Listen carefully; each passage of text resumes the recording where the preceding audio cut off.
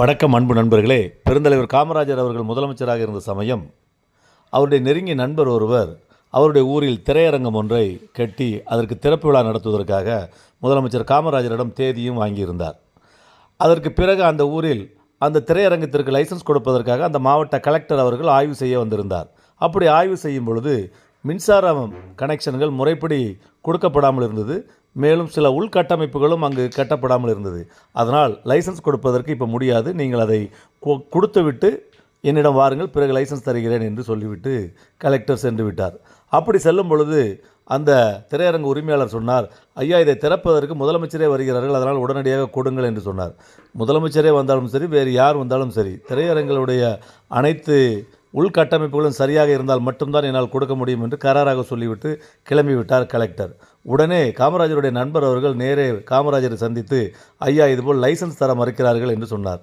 எதற்காக என்று கேட்டார். சில வேலைகள் முடிக்கவில்லை, அதனால் என்று சொன்னார். சரி, பரவாயில்லை, நான் நேரில் வருகிறேன், வந்து திறந்த பிறகு அதற்கு பிறகு நீ லைசன்ஸ் வாங்கிவிட்டு திரையரங்கை ஓட்டு என்று சொல்லிவிட்டார். அப்பொழுது அந்த நண்பர் மேலும் சொன்னார், நான் முதலமைச்சராகலாம், உங்கள் முதலமைச்சர் என்ன கலெக்டர் ஆக முடியுமா என்று கேட்டார் என்று ஒரு மாதிரியாக காமராஜரிடம் சொன்னார். பரவாயில்லை, அவர் சொன்னதும் சரிதானே, அவர் நினச்சா முதலமைச்சர் ஆகலாம், நான் நினச்சா கலெக்டர் ஆக முடியுமா என்ன என்று அந்த குறிப்பிட்ட நாளில் திரையரங்கத்தையும் திறந்துவிட்டு காரை நேர கலெக்டர் வீட்டுக்கு விடப்பா என்று சொன்னார். அந்த கலெக்டர் வீட்டுக்கு வாசலில் அந்த கார் நின்றது.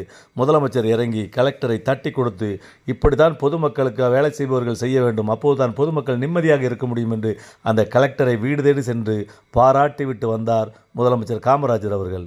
வாழ்க காமராஜர்.